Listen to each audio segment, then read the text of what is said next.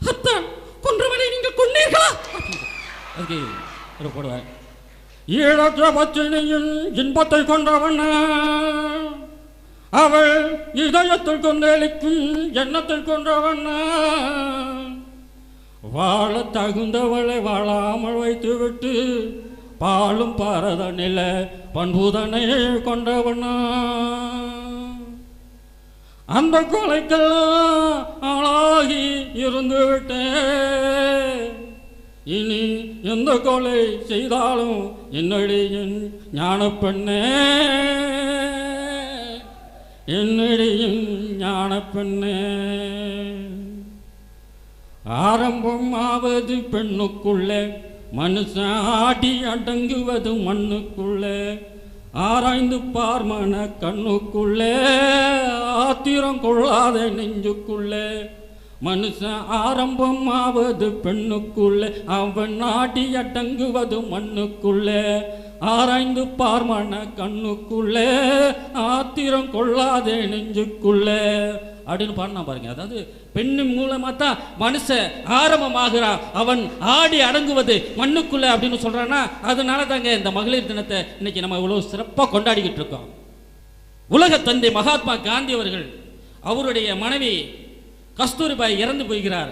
இறந்த உடனே சுடுகாட்டில் உட்கார்ந்து அவர் இறந்த இடத்தை பார்த்து அவர் சமாதிக்கு முன்னாடி அப்படியே மண்டி போட்டு அப்படியே கலங்கி அழுகுறாரு. அது அந்த அழுகையுடைய இது பார்த்தவர்கள்லாம் அப்படியே வியந்து போறாங்க. நாட்டினுடைய மகாத்மா இப்படி அழுவதை யாருமே பார்க்கல, அப்படியே அழுகுறதை பார்த்து அப்படியே வியந்து போறாங்க. அப்போ போயிட்டு அவருடைய நண்பர் கேட்கிறாரு, தட்டி கொடுத்து, மகாத்மா காந்தி அவர்களே, நீங்கள் இப்படி அழுகலாமா? நீங்கள் ஒரு மகாத்மா அப்படின்னு சொல்றாரு. அப்போ சொன்னார் அவரு, நான் வெறும் சாதாரண ஆத்மா, என்னை மகாத்மாவா மாற்றியது என்னுடைய மனைவி என்று சொன்னால் அதுதாங்க இந்த பெண். இப்படி இந்த நாட்டினுடைய வளர்ச்சிக்கு நாட்டுக்காக உழைத்த இவ்வளவு பெரிய தலைவர்களை உருவாக்கியது பெண்கள். அப்படியாப்பட்ட பெண்களை இன்னைக்கு இந்திரா காந்தியை சொல்றாங்களே, இந்திரா காந்தி அம்மையார் இன்னைக்கு நாட்டினுடைய பிரதமராக இருந்தாங்க. இதை ஆக்குற வீடு இல்லைங்க. வீட்டில் போயிட்டு நம்ம ஒரு பிரதமராக மாற்ற முடியுமா? வீட்டில் ஒரு முதல்வராக ஆக்க முடியுமா? ஆனால் நாட்டில் தாங்க ஒரு பிரதமராக ஆக்கலாம், நாட்டில் தாங்க ஒரு குடியரசுத் தலைவராக ஆக்கலாம் அப்படின்னு நம்ம சொல்லலாம், நிச்சயமாக சொல்லலாம். ஆனால் நாட்டில் ஆக்கணும்னாலும் இந்திரா காந்தி அம்மையார் பிரதமர் ஆக்குறதுக்கு காரணம் அவங்க வீடு தான் நிற்கணும், நேருடைய மகள். அதே போல் இன்னைக்கு ஒரு காலத்தில் பொட்டு கட்டுதல் அப்படின்னு ஒரு இது இருந்துச்சு. கோயிலில் ஒரு ஒரு மிகப்பெரிய ஒரு அது சொல்ல முடியாத ஒரு தொழிலை பெண்களை அந்த அடிமைப்படுத்தி வச்சுருந்தாங்க. அதை உடைத்து எறிந்தது முத்துலட்சுமி ரெட்டிங்கிற ஒரு பெண். தேவதாசி முறை அதை உடைச்சி எறிஞ்சது ஒரு முத்துலட்சுமி ரெட்டிங்கிற ஒரு பெண். அப்படியாப்பட்ட பெண் எல்லாத்துக்கும் இந்த நாடு தான் அவங்களுக்கு இவ்வளோ பெரிய கௌரவத்தை கொடுத்தது. அதனால் நிச்சயமாக சொல்கிறேன், பெண்களுடைய முன்னேற்றத்துக்கு பெரிதும் காரணம் நாடே நாடே என்று சொல்லி வாய்ப்புக்கு நன்றி பாராட்டி விடைபெறுகிறேன். நன்றி, வணக்கம் அப்படின்னு நான் சொல்லிட்டு போயிட்டேன்னு வைங்களேன். இந்த வீட்டுக்காக பேசினவங்களை நம்ம யோசிச்சு பார்க்கணுமா இல்லையா? நல்லா யோசனை பண்ணுங்க.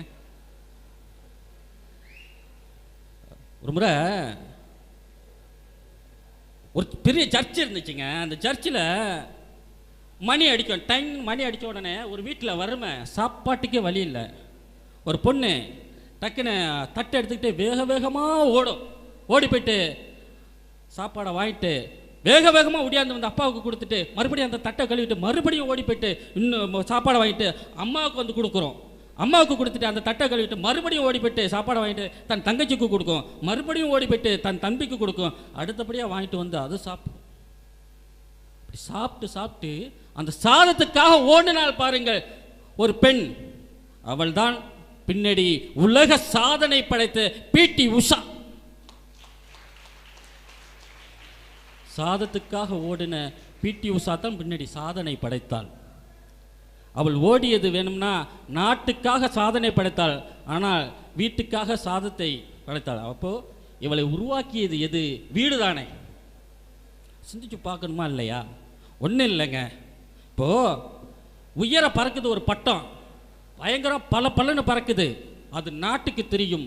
அது நாட்டில் இருக்கிறது, அந்த பட்டம் பறக்குது பாருங்கள், நாட்டில் இருக்கக்கூடிய உயர் பதவிகளாக இருக்கலாம், எவ்வளோ பெரிய பதவிகளாக இருக்கலாம், பிரதமராக இருக்கலாம், மந்திரியாக இருக்கலாம், எந்த பொறுப்பாக வேணுமானாலும் இருக்கலாம், அது பட்டமாக இருக்கும். ஆனால் அதுக்கு கீழே இருக்கக்கூடிய நூல், அந்த நூலை பிடித்து கொண்டிருப்பது தான் வீடு. அப்படியாப்பட்ட வீடு தான் பெண்களுடைய முன்னேற்றத்திற்கு பெரிதும் காரணமாக இருக்கிறது என்று சொல்லி வாய்ப்புக்கு நன்றி பாராட்டி விடைபெறுகிறேன். நன்றி, வணக்கம்.